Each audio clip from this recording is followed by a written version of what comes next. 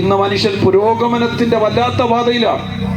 അവന്റെ ബുദ്ധിശൂന്യതകൾ മാറി മാനത്തേക്കുയരുന്ന മനുഷ്യൻ മണ്ണിനെയും മനുഷ്യനെയും ഒക്കെ ആരാഞ്ഞറിയുന്ന ബുദ്ധിവൈഭവമുള്ളവനായി തീർന്നിട്ടും, മാന്യമിത്രങ്ങളെ, കൊറോണ പോലുള്ള ഒരു കൊച്ചു രോഗം ലോകത്തെ പിടിച്ചു കുലുക്കി എടുത്തലക്കിയപ്പോൾ ശവം പോലും കുഴിച്ചിടാൻ അരികത്തേക്ക് ഓമനിക്കുന്ന മക്കളും ഭാര്യയും പോലും അടുക്കാൻ കഴിയാത്ത ഒരു സംവിധാനം 5 വർഷം 6 വർഷങ്ങൾക്ക് മുൻപ് എന്നെയും നിങ്ങളെ തേടിയെത്തിയെങ്കിൽ ഇതിന്റെ എല്ലാം കാരണമെന്ത്? നമുക്ക് ചോദിക്കാം ഒത്തിരി എണ്ണത്തോടെ. ഇന്നത്തെ രാഷ്ട്രീയക്കാരോട് ചോദിച്ചു, ഇതൊക്കെ മനുഷ്യന്റെ ഒരു സാഹചര്യമല്ലേ ഇങ്ങനെ വരും? മതങ്ങളോട് ചോദിച്ചാൽ പറയും ഇത് യുഗത്തിന്റെയൊക്കെ പ്രത്യേകത, അതുകൊണ്ട് ഇങ്ങനെ വരുന്നതാണ്. എങ്ങനെ പലതും കൃത്യതയില്ലാത്ത ആശയങ്ങൾ നമുക്ക് കാണാൻ പറ്റും, കേൾക്കാൻ പറ്റും, വായിക്കാൻ പറ്റും, പ്രസംഗം കേൾക്കാൻ പറ്റും. എന്നാൽ മാന്യ ശ്രോതാക്കളെ, ഞങ്ങൾ ഈ കുറെ ചെറുപ്പക്കാർ ഈ നാൽക്കവലിൽ വന്നത് ഇങ്ങനെയും നട്ടുച്ച നേരത്ത് നാണം കൂടാതെ നാട്ടുകാരൊക്കെ കേൾക്കുക ഇങ്ങനെ പ്രസംഗിക്കുന്നതിന്റെ പുറകിൽ ഒരു കാലത്ത് ഞങ്ങൾ ഈ സുവിശേഷത്തെ പ്രസംഗിച്ചവരെയൊക്കെ കളിയാക്കിയവരാണ്. ഞാൻ നന്നായി കളിയാക്കിയ ഒരു മനുഷ്യനാണ്. എൻ്റെ കൂട്ടത്തിൽ പഠിച്ചവരെയൊക്കെ ഞാൻ നന്നായി കളിയാക്കിയിട്ടു.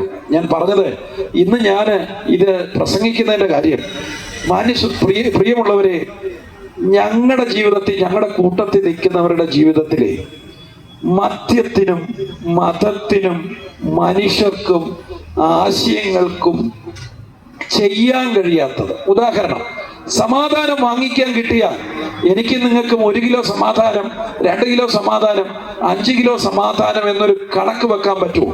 ഭാര്യയ്ക്കും ഭർത്താവിനും ഇടയിൽ വേണ്ടത് ഒരു സമാധാനമല്ലേ? വീട്ടിലേക്ക് കയറി ചെല്ലുമ്പോൾ വീടിന്റെ മണം അടിക്കുമ്പോൾ തന്നെ വളരെ കലിശമാണ്. ഭാര്യയോട് തീരാത്ത പകയാണ്. മക്കളെ കാണുമ്പോൾ വെറുപ്പാണ്. ഓടി അധ്വാനിക്കുന്നു, ഒക്കെ ചെയ്യുന്നുണ്ട്. പക്ഷേ വീട്ടിലേക്ക് കയറി ചെല്ലുമ്പോൾ തകരുന്ന ഹൃദയം, ഒരസ്വസ്ഥമായ അന്തരീക്ഷം ഒക്കെയുള്ള 100 കണക്കിന് വീടുകളുണ്ട്. എയർ കണ്ടീഷൻ ചെയ്ത റൂമുകളാണ്, റിമോട്ട് കൺട്രോളുള്ള ഗേറ്റ് സിസ്റ്റങ്ങളാണ്, എല്ലാം ഉണ്ട്. മക്കൾ അമേരിക്കയിലാണ്, ഒക്കെ ആയിരിക്കാം. പക്ഷെ വീട്ടിനകത്ത് പണമുണ്ട്, വീട്ടിനകത്ത് TV ഉണ്ട്, വീട്ടിനകത്ത് ഫോൺ വിളിക്കാൻ 100 കണക്കിന് കൂട്ടുകാരുണ്ട്. പക്ഷെ നിന്റെ ഹൃദയത്തെ തണുപ്പിക്കാൻ, ഹൃദയം നെരിപ്പോടുപോലെ പുകയുമ്പോൾ അതിന് തണുപ്പ് പകരാൻ ചുണ്ടിൽ പുകയുന്ന സിഗരറ്റിന് കഴിയത്തില്ലെന്നും അത് നുരയുന്ന പതയുന്ന മദ്യപാന കുപ്പികൾക്ക് സാധ്യമല്ലെന്നും എൻ്റെ മാന്യ ശ്രോതാക്കളെ, നിങ്ങൾക്കും എനിക്കും തിരിച്ചറിയാൻ കഴിയും. പിന്നെ അല്പനേരം ഒന്ന് ഉറങ്ങിക്കിട്ടാൻ, അല്പനേരം ഈ ലോകത്തിലെ ചിന്തയും വീടിന്റെ ദുഃഖമൊന്നും മറന്നു കളയാൻ വേണ്ടി മാത്രമല്ലേ മനുഷ്യൻ മദ്യപിക്കുന്നത്. താൽക്കാലികമായ ഓരോ 1-2 മണിക്കൂറല്ലേ നിങ്ങളുടെ മസ്തിഷ്കത്തെ അത് മയക്കാൻ കഴിയത്തുള്ളൂ. പക്ഷേ 70 വർഷം നീളുന്ന നിങ്ങളുടെ കൊച്ചു ജീവിതത്തിന് ആജീവനാന്തം സ്വസ്ഥത നൽകുന്ന ഒരു ലൈഫ് ഇൻഷുറൻസ് എന്ന പോലെ, മാന്യമിത്രങ്ങളെ, ഞങ്ങൾ ഈ നാൽക്കവലിൽ വിളിച്ചു പറയുന്നു, ജീവിക്കുന്ന ഒരു ദൈവമുണ്ട്. ആ ദൈവം ക്രിസ്ത്യാനിയുടെയോ മതത്തിന്റെയോ ദൈവമല്ല. ആ ദൈവം ഈ ആകാശത്തിന് വൃത്തം വരച്ച് ഭൂമിക്കടിസ്ഥാനമിട്ട് സകലത്തെ ഉള്ളതുപോലെ ഉണ്ടാക്കി, മനുഷ്യനെ മണ്ണ് കൊണ്ടുണ്ടാക്കി അവന്റെ മുക്കിൽ ജീവശ്വാസം ഊതി, നിറം നോക്കാതെ മണം നോക്കാതെ എല്ലാവരെയും സ്നേഹിച്ച് എല്ലാവരെയും ആശ്ലേഷിക്കുന്ന, അനുഗ്രഹിക്കുന്ന ഒരു ദൈവത്തെ ബൈബിൾ പരിചയപ്പെടുത്തുന്നു. ആ ദൈവം മനുഷ്യനെ ഉണ്ടാക്കിയവനല്ലേ സ്വസ്ഥതയുടെ ക്രമക്കേട് മാറ്റാൻ പറ്റത്തുള്ളൂ.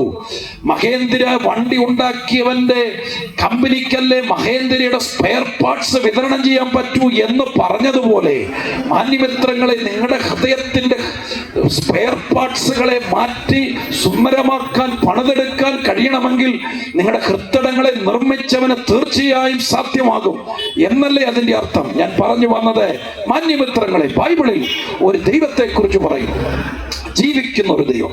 ദൈവം എന്നൊക്കെ ആധുനിക കാലത്ത് പറയുമ്പോൾ ഭോഷത്വം എന്നൊക്കെ മനുഷ്യന് ചിന്തിക്കും. ദൈവത്തെ കുറിച്ച് മനുഷ്യൻ ചിന്തിക്കുന്നത്, മാന്യപത്രങ്ങളെ, പണത്തിനും മരുന്നിനും മന്ത്രവാദങ്ങൾക്കും ലോകത്തിലെ ഒന്നിനും നമ്മുടെ ജീവിതത്തിന് ആരോഗ്യം തരാൻ പറ്റത്തില്ലല്ലോ, സ്വസ്ഥത തരാൻ പറ്റത്തില്ലല്ലോ, മക്കളുടെ ഭാവി തരാൻ പറ്റത്തില്ലല്ലോ, അനുഗ്രഹം തരാൻ പറ്റത്തില്ലല്ലോ.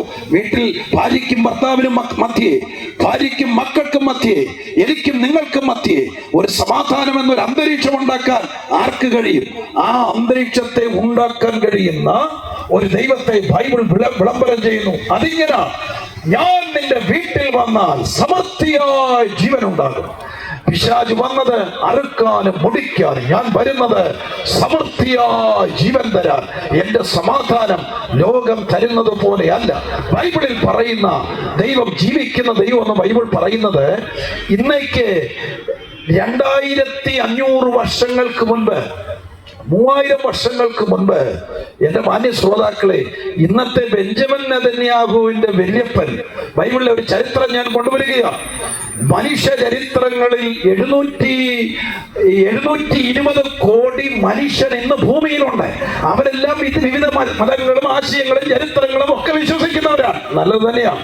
ഈ മനുഷ്യ ചരിത്രങ്ങളുടെ ലിഖിത ചരിത്രം എടുത്ത് നമ്മളങ്ങ് പഠിച്ചു തുടങ്ങിയാൽ അങ്ങ് പഠിക്കാൻ പറ്റും. എവിടെ തൊട്ടെന്ന് ചോദിച്ചാൽ മെസപ്പൊട്ടോമിയ തൊട്ട് ഇങ്ങ് തൊട്ട് അക്കാഡിയൻ തൊട്ട് സുമേറിയൻ തൊട്ട് ഹാരപ്പ മൊഹഞ്ചദര തൊട്ട് ലോകത്തിലെ ഇന്ത്യയുടെ ആധുനിക ചരിത്രം തൊട്ട് പേർഷ്യൻ സംസ്കാരം ഉൾപ്പെടെ എല്ലാം പഠിച്ച് നമ്മൾ ഒരു പഠിതാവായിട്ട് ഇങ്ങനെ പഠിച്ചു വരുമ്പോൾ, മാന്യ ശ്രോതാക്കളെ, ബൈബിളിൽ പറയുന്ന ഒരു ദൈവത്തെ വിശ്വസിച്ച ഒരു മനുഷ്യനുണ്ട്.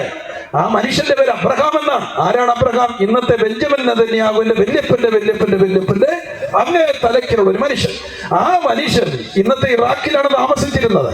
ഇറാഖിൽ താമസിച്ച ആ മനുഷ്യന്റെ അടുക്കൽ ഈ ബൈബിളിൽ പറയുന്ന ദൈവം വന്നിട്ട് പറഞ്ഞു, അബ്രഹാമേ, ഞാൻ നിന്നെ അനുഗ്രഹിക്കാൻ പോകും. നിനക്ക് മക്കളില്ല, പക്ഷെ ഞാൻ നിനക്ക് മക്കളെ തരും. നീ പാർക്കുന്ന സ്ഥലത്ത് പാലും തേനും ഒഴുകും. ഞാൻ നിന്നെ അനുഗ്രഹിക്കും, ഞാൻ നിന്നെ വർദ്ധിപ്പിക്കും. ഒരുത്തരം നിന്റെ നേരെ വരികയില്ല. 2600 വർഷങ്ങൾക്ക് മുൻപ് ജൂതനെ നോക്കിയുള്ള ബൈബിളിലെ ഒരു പ്രവചനമാണ്. എന്റെ മാന്യ ശ്രോതാക്കളെ, 3000 വർഷമായിട്ടും ആ മനുഷ്യൻ ഇന്നിവിടെ ഉണ്ട്. ആ മനുഷ്യരുടെ തക്കാളി നമുക്കറിയാം. ആ മനുഷ്യന്റെ മെഡിസിൻ സിസ്റ്റം അറിയാം. ആൽബർട്ട് ഐൻസ്റ്റീൻ ജൂതനാണ്. ലോകത്തിലെ മിക്ക ആൾക്കാരും, ഞാൻ ജൂതനെ പ്രത്യേകം മമതയുള്ള ഒരാളല്ല, പക്ഷെ ഞാൻ ബൈബിളിൽ പറയുമ്പോ മാന്യമിത്രങ്ങളെ, 3000 വർഷങ്ങൾക്ക് മുൻപ് ബൈബിളിൽ പറയുന്ന ദൈവത്തെ ഒരു മനുഷ്യൻ വിശ്വസിച്ചിറങ്ങി. അവന്റെ സന്തതി എന്നുമുണ്ട്. അവന്റെ സന്തതി അനുഗ്രഹിക്കപ്പെട്ടത് കാണുന്നു. ലോകത്തിലെ ഏറ്റവും വലിയ വമ്പൻ ശാസ്ത്രജ്ഞന്മാരുടെ നിരയിൽ അബ്രഹാമിന്റെ മക്കളാണ്. ലോകത്തിലെ ഇന്ത്യ ഉൾപ്പെടെയുള്ള എല്ലാ രാജ്യങ്ങൾക്കും സൗഹൃദ ബന്ധങ്ങൾ പുലർത്താൻ ഇഷ്ടം തോന്നുന്ന ഒരു രാജ്യം അതാണ്. ബൈബിളിൽ ഒരു വാക്യം പറയുന്നു, ഞാൻ നിന്നെ അനുഗ്രഹിക്കും, ഞാൻ നിന്റെ സന്തതിയെ വർദ്ധിപ്പിക്കും.